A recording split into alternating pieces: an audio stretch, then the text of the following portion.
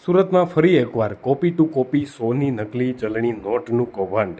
સુરતમાં 100 રૂપિયાના દરની નકલી 259 નોટ સાથે એક વ્યક્તિ ઝડપાયો। સાડી પ્રિન્ટિંગનું અગાઉ કામ કરતો હતો। સુરતની ઉધના પોલીસે બનાવટી ચલણી નોટ અને નોટો છાપવાની સામગ્રી સાથે એક શખ્સને ઝડપી પાડી કાયદેસરની કાર્યવાહી હાથ ધરી છે। પોલીસે આરોપી પાસેથી 100 રૂપિયાના દરની નકલી 259 નોટો કબજે કરી અને વધુ તપાસ હાથ ધરી છે।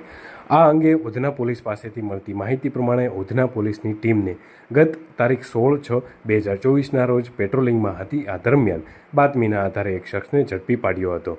પોલીસે આરોપી પિન્ટુ શિવનંદન પાલને ઝડપી પાડ્યો। પકડાયેલ આરોપી બનાવટી ચલણી નોટ છાપવાનું કામ કરતો હતો। પકડાયેલ આરોપી સરળતાથી રૂપિયા કમાવવા માટે આરોપી સલમાન અહેમદ સાથે મળી અને બનાવટી ચલણી નોટ છાપતો હતો। પકડાયેલ આરોપી પિન્ટુ શિવનંદ પાલ સાડી પ્રિન્ટિંગનું અગાઉ કામ કરતો હતો, જેથી પ્રિન્ટ બાબતે તેની પાસે પૂરતી માહિતી હતી।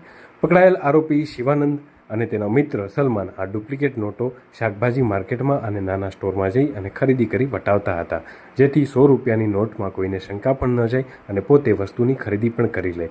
હાલ તો પોલીસે આરોપી પાસેથી 100 રૂપિયાના દરની બનાવટી ચલણી 259 નોટો, જેની કિંમત 25,900 જેટલી થાય છે।